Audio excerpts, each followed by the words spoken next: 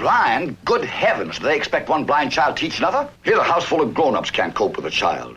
How can an inexperienced, half-blind Yankee schoolgirl manage it? Great improvement. Now we have two of them to look after. You be quiet.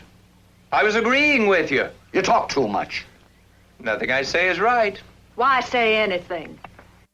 What do you do when somebody is just picking on you? You would prepare a wonderful Thanksgiving dinner, and everything is perfect. The turkey is succulent. You made fresh cranberry sauce with walnuts in it. Everything is mouth-watering.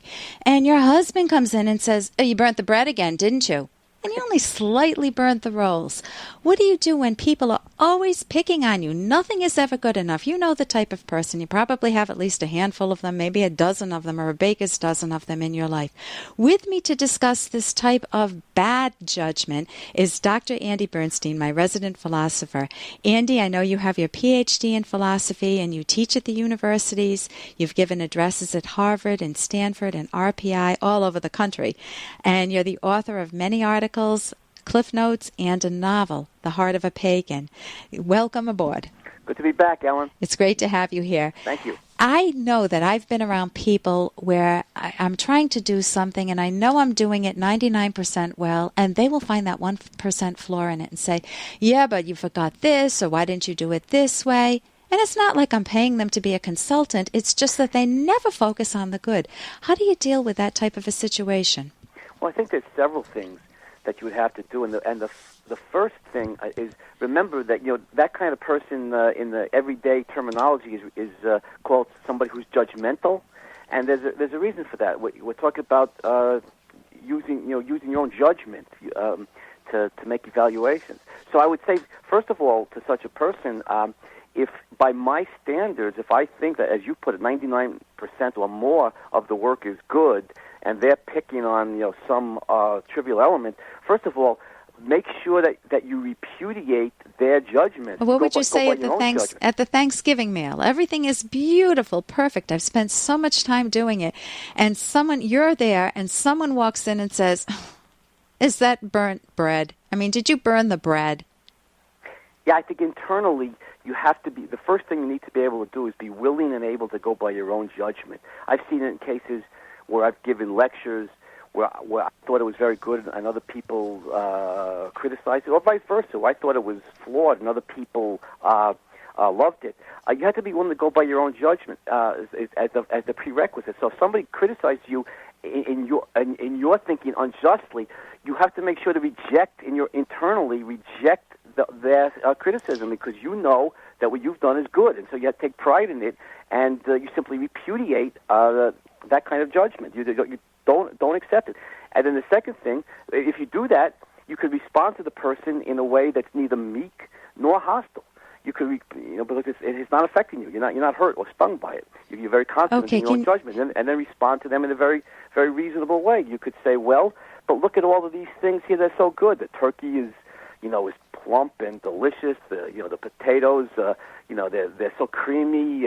What do you mean?" You could respond then. If you don't accept the unjust judgment of the critic, then you won't get all defensive, won't get all hostile, and you won't start crying tears of humility either. You'll be able to respond in a reasonable and courteous way to the person. Okay, so let's say it's the mother-in-law that comes in. You go, "Oh my God, I can't believe your mother's doing this again. She picks on me every time she walks in this house. There's dust over here. Why don't you put your dishes over here, honey? And you don't need this old milk in your refrigerator." And I mean, the woman, my house is so nice, and she never notices anything good. And I just can't stand her. I am so upset. You're saying that instead of having that type of a response, you can have a much more self-respecting response, saying, "Oh, this is your mother-in-law again. We're in for the show. Let's see what she can pick on this time." And you let it roll off you. You don't engage her in battle. You don't fight her. She runs her course, but while she's doing that, you can say, "Well, didn't I cook a nice meal?" Right, exactly. I mean, and I think an important book here for everybody to read is Ayn Rand's novel *The Fountainhead*, because it really focuses on the importance of going by your own judgment. And again, we're speaking in the context where you honestly, by your most conscientious standards, you believe that you're doing good work. It's not just a whim on your part or a feeling, but by your own most honest standards, you've done good work.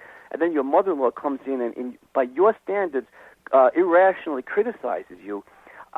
People who lack self-confidence, who are unwilling to go by their own judgment, are hurt by that kind of irrational criticism. They take it to heart. They take it personally, or they personalize it. It stings them, and so they're in pain. And either they break down in tears and kind of abase themselves before the bully and critic, or else they get defensive and they're willing to fight.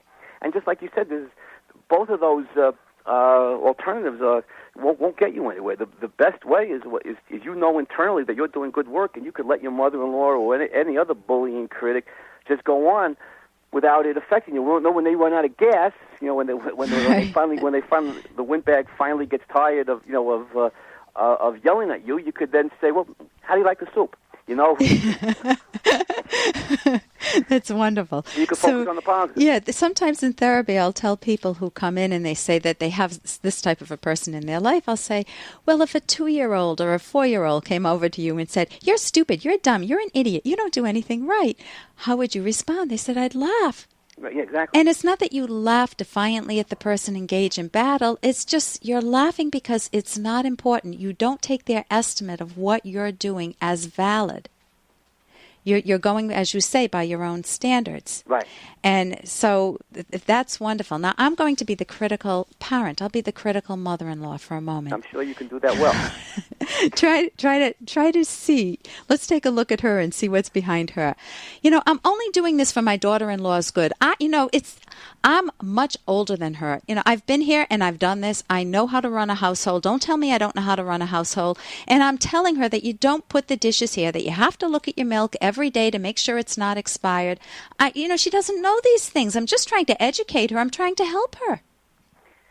Well, if the mother-in-law is sincere in her statement that she's doing this benevolently out of goodwill towards her daughter-in-law and trying to educate her to how to be a good homemaker, then she needs to check her premises here. The way to help somebody is not by a kind of negative and critical berating. All that can do is hurt somebody and put them on the defensive and cause antagonism in the relationship. What she needs to do is have a whole new strategy of how to help out her daughter-in-law. And I think the way you do it is by put it in a positive way. She might say to her, honey, I think the first thing you got to do if you want to help somebody get better, I think you have to find the positives in what they're already doing. Show them that you recognize their virtues first, so that you don't put them on the defensive. And the mother-in-law in that case could say to her daughter-in-law, sweetheart, I really appreciate the way you work so hard, and I see you really work at keeping the house. I really admire you really admire you for that. I see you really love my son, and you're good to him. I really appreciate that. But I think there's a way you might be able to do this better if you're willing to listen to me. I can give you some. I don't want to tell you how to live your life, but I'm 30 years older than you, and I have some experience. Are you interested in what I have to say? And then if you put it that way, your daughter will probably say sure. Yeah, because you're inviting. You're saying, are you interested in what I have to say? And the daughter can say no. If she says yes, then you have your invitation. You can give the advice, but you can't force it on her, and you can't assume that you're right and there's only one way. She may have a legitimate way. I want to thank you very much for joining us today. This is Dr. Andy Bernstein, and I'm Ellen. Dr. Ellen Kenner on the Rational Basis of Happiness, and we've been talking about the importance of dealing with very judgmental, irrationally judgmental, not healthy judgment people. How do you deal with these irrational people in your life? If you don't take them seriously, and if you want to give good advice, you catch them doing something right. And you also want to value yourself. You want to learn how to think independently for yourself. Again, I'm Dr. Ellen Kenner. My show is The Rational Basis of Happiness. Visit me on the website, drkenner.com, drkenner.com. Here's an excerpt from The Selfish Path to Romance by Dr. Ellen Kenner. Another virtue that makes you lovable is integrity. Integrity means being loyal to your rational convictions in action. A breach of integrity means acting against your own convictions. Having courage, that is, remaining true to your values in the face of threat, is an aspect of integrity. It also means not giving up your values for a momentary emotional high. A wife may profess to love her husband, but she brushes that off for a quick, mindless affair. A man may know he needs to exercise regularly, diet, and stop smoking. But he suppresses that knowledge for just a moment every day for years. Breaches of integrity cost us our self-respect, not to mention our romantic happiness. When we let ourselves down again and again, we lose trust in ourselves, and others lose trust in us. You can download Chapter 1 for free at drkenner.com, and you can buy the book at amazon.com.